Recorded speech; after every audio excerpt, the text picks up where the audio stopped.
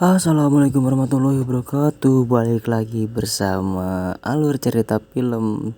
Jadi pada kesempatan kali ini saya akan membahas alur cerita Satu Kakak Tujuh Keponakan.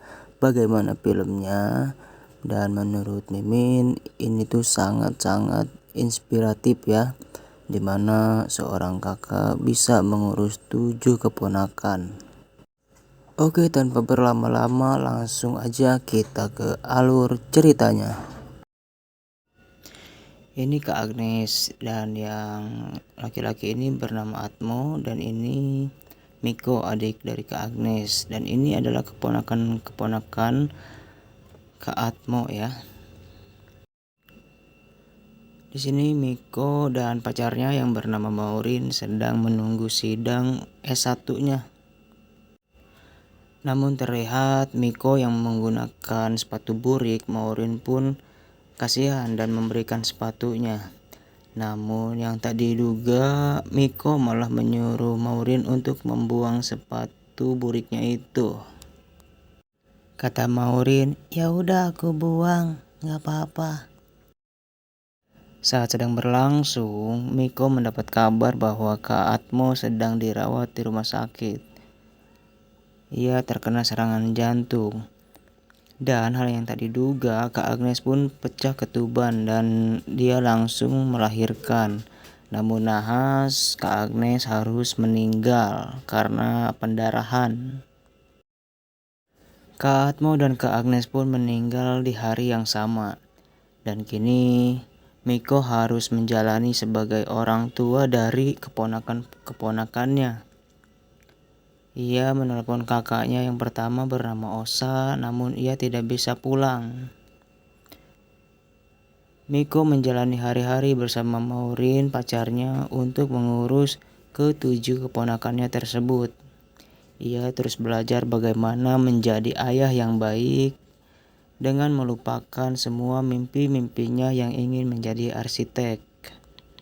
Ia hanya ditinggali Kak Agnes tabungan sebesar 30 jutaan dan ia harus melamar kerja dan dia pun mendapat pekerjaan. Namun saat pekerjaannya dikerjakan, ia kesulitan dalam mengatur waktu mengurus adik dan pekerjaannya itu. Akhirnya ia pun dipecat. Kemudian ia pun memutuskan Maureen karena dinilai ia ingin menyibukkan waktunya untuk keponakan-keponakannya tersebut. Singkat cerita, Miko pun menerima keadaan di mana ia menjadi sosok yang lebih tangguh, sosok yang lebih peduli terhadap adik-adiknya, mengurus adik-adiknya, dan menjadi wali mereka saat mereka sekolah. Terlihat di sini sangat menyentuh sekali ya sosok Miko. Setelah menyelesaikannya sebagai wali, Miko pun mengajak mereka untuk jajan es krim. Dan setelah di rumah, ia mendapati bahwa saudaranya menitipkan ia anak yang bernama Ais karena kedua orang tuanya bercerai. 2 tahun kemudian mereka pun beranjak dewasa. Sebut saja si Kriwil sekarang sudah lulus dari SMA dan dia belum mendapat pekerjaan. Dia yang dititipi adik bungsunya.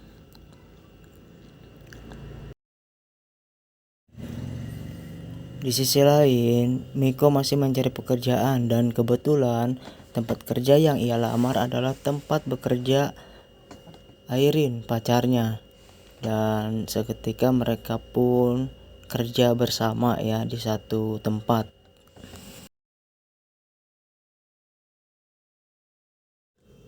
Malamnya, Maureen mengunjungi rumah Miko untuk melihat keadaannya dan keadaan ponakan-ponakannya.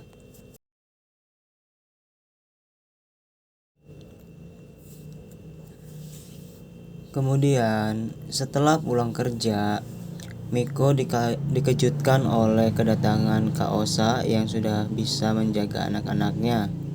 Dan kini mereka tinggal bersama suami Kak Osa. Di sini mereka mendapatkan hadiah dan mereka pun berlibur ke pantai. Kemudian Mas Eka menjelek-jelekan adik-adiknya Miko tersebut yang tanpa mereka sadari ponakan-ponakannya ternyata belum tidur dan mendengarkan apa yang dikatakan oleh Mas Eka. Mereka pun kecewa, sedih, dan menangis. Keesokan harinya mereka termenung mendengar perkataan semalam. Bahkan keesokan harinya Ais lebih memilih untuk pergi dari rumah ya bersama Pak D-nya lagi.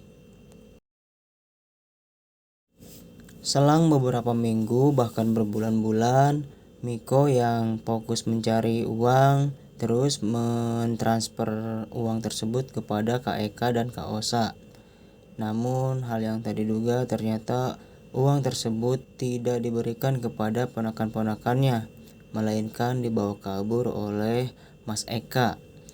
Dan terlihat anak-anak ternyata lebih memilih untuk bekerja karena mereka didoktrin oleh Mas Eka hanya sebagai beban. Kerjaan Miko pun tidak fokus ya, sampai-sampai dia dimarahi oleh bos besarnya. Kemudian Miko pun melepas rindu menemui Ais ya di rumah Pak D-nya. Ternyata dia berjualan pop ice ya. Dan Ais menceritakan bahwa saudara-saudara yang lainnya juga bekerja karena mereka tidak ingin membebankan Kamiko, ditambah mereka dapat omongan yang tidak mengenakan dari Mas Eka. Dan Miko pun langsung menemui ponakan-ponakannya itu di tempat kerja masing-masing.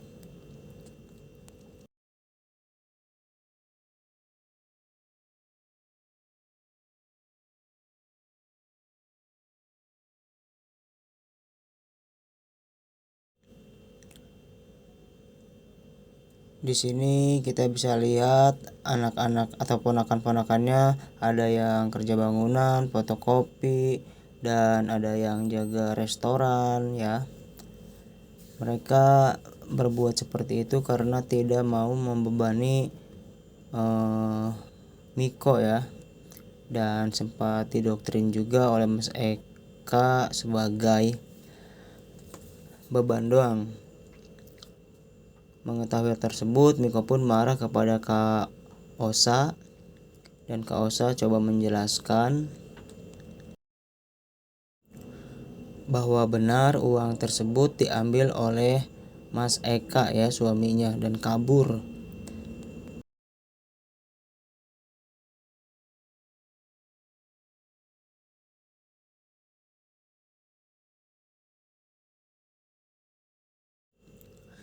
Keesokan harinya tanpa berlama lagi, Miko langsung menemui ponakan-ponakannya di tempat kerjanya masing-masing. Dia juga sedikit membantu pekerjaan mereka dan mengajak mereka untuk kembali lagi bersama-sama di rumah tanpa harus bekerja. Mereka pun bercanda, dan setelah di rumah mereka sedikit keberatan dengan keputusan Miko yang melarangnya untuk bekerja. Namun di sini pacar Miko, Maureen, membantah agar mereka tetap bekerja dan belajar menjadi pribadi yang bisa mencari uang sendiri. Namun Miko malah marah dan pergi keluar. Kemudian Maureen menyusul, dan terlihat disinilah adegan-adegan yang cukup membuat sedih di mana Miko sudah kehabisan pikiran, tenaga, serta mental melihat ponakan-ponakannya berjuang demi membahagiakan seorang Miko gitu ya, yang mengurus mereka dari kecil. Kita lihat di sini Miko sangat sangat sedih. Di balik sedih dan harunya, kemudian Miko pun membawa Ais ya kembali ke rumah ini. Dan si beban Eka sudah tidak ada, cuman ada Kak Osa aja, yang Kak Osa sendiri sudah menyadari kesalahannya dan memutuskan untuk menjadi pribadi yang lebih baik.